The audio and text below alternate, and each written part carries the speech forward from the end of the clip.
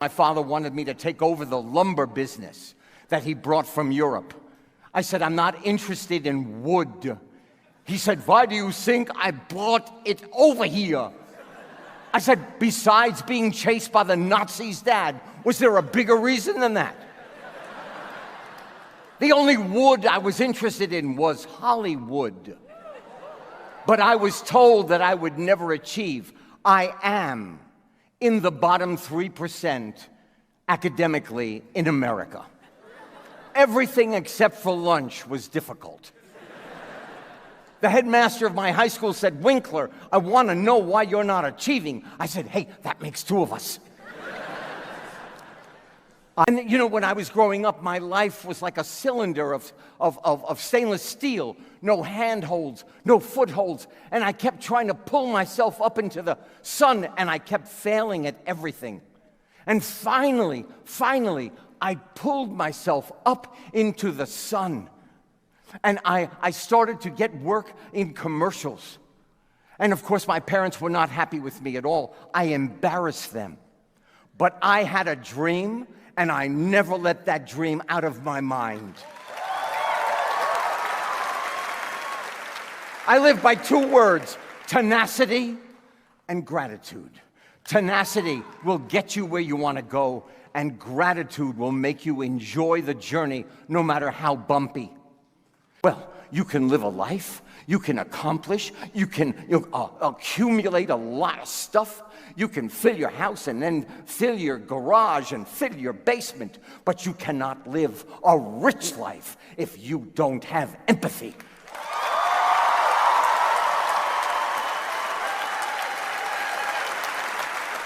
I will end with this. Every one of you is powerful. Some of you know your power. Some of you are scared of your power. Some of you haven't touched it yet. You're not aware it's even there yet.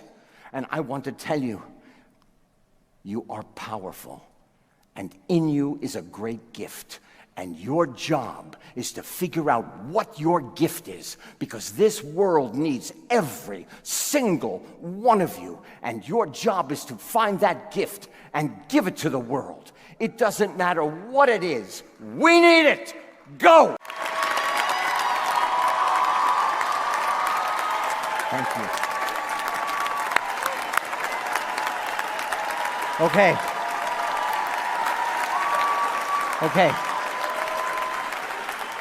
I have so many things I want to say and so little time to say it, but in the words of Maya Angelou, they gave me 10 minutes. I decided to take 15.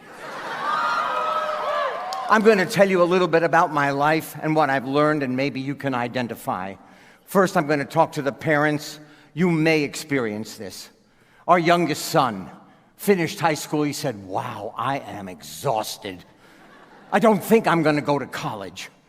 I said, but you know what? I think you better go to college. Maybe you can learn about yourself. Maybe you can find some friends. Maybe you can learn about what you want to do. He said, God will provide.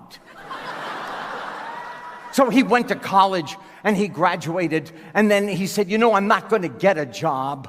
I said, oh my goodness, I think you better get a job. You might meet somebody. You need a nest egg. You might want to get a house. He said, God will provide.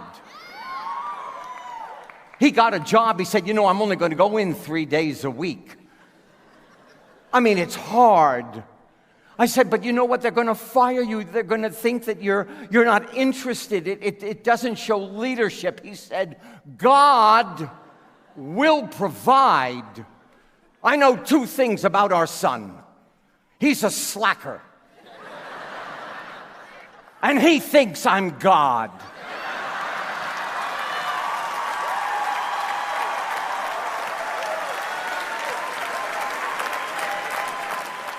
I grew up in New York City. I had very, very, very short German parents. I wanted to be an actor. My father wanted me to take over the lumber business that he brought from Europe. I said, I'm not interested in wood. He said, why do you think I brought it over here? I said, besides being chased by the Nazis, Dad, was there a bigger reason than that? The only wood I was interested in was Hollywood. but I was told that I would never achieve. I am in the bottom 3% academically in America. Everything except for lunch was difficult. The headmaster of my high school said, "Winkler, I want to know why you're not achieving." I said, "Hey, that makes two of us." I took geometry for 4 years, same course. I took it in regular school, summer school, regular school, summer school, regular school, summer school, regular school, summer school. I finally passed it in August of 1963 with a D-.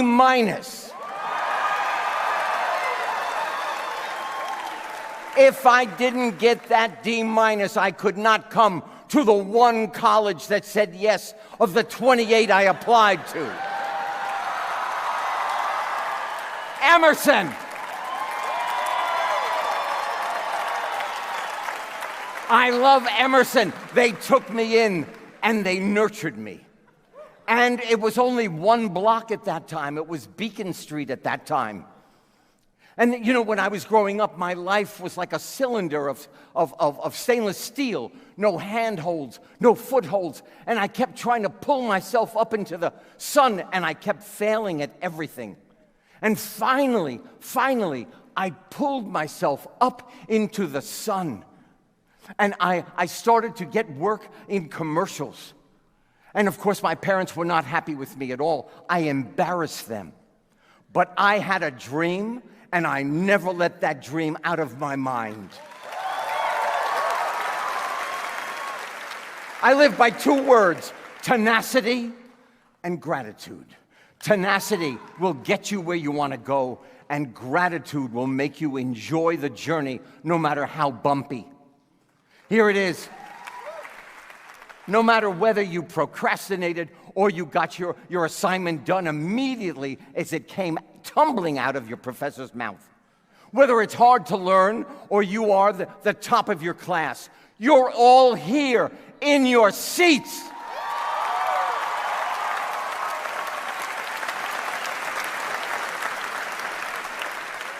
So I go to Hollywood. And I have long hair down to my shoulders, and I go to Paramount Studios, and I try out for a new show. And I walk in, and there's the producer, Gary Marshall, and 11 other men and women in that room. And I said, "Okay, honesty is the best policy. This sweat stain that looks like the Hudson River under my shirt is due to my fear that is running through my body." I had 6 lines. I went, "Hey, don't look at me like that, you know." I threw the script up in the air and I sauntered out of that room. On my birthday, 1973, they called me and said, "Would you like to join us?" I said, yes, I would. So I go to the studio, I go to Paramount Studios on the first day. And there it says in the script, "Go to the mirror, comb your hair."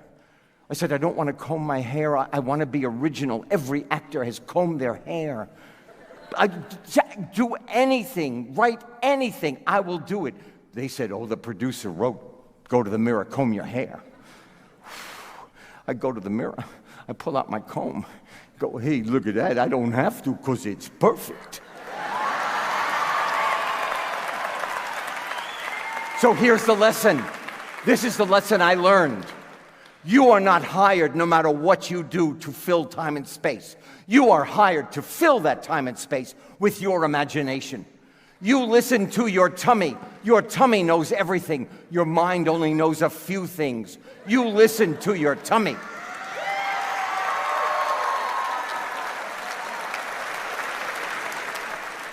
Okay, you're thinking, all right, I'm going to graduate from college. Outside those walls, it's really tough. It is scary. I might be prepared. Some of you might not be prepared, but here it is. You're going to find out that you can do it, that it is no secret out there. All it is you and your wonderful intellect and your tummy, and you will do what you have to do. And then I will tell you something else. It was said in Washington not too long ago, America, the problem with America, we have too much empathy. Well, you can live a life, you can accomplish, you can accumulate a lot of stuff. You can fill your house and then fill your garage and fill your basement, but you cannot live a rich life if you don't have empathy.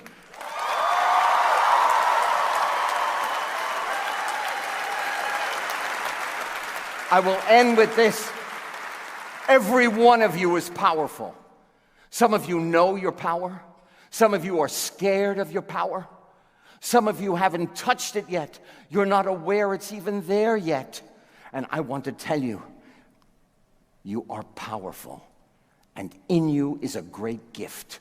And your job is to figure out what your gift is, because this world needs every single one of you. And your job is to find that gift and give it to the world. It doesn't matter what it is. We need it.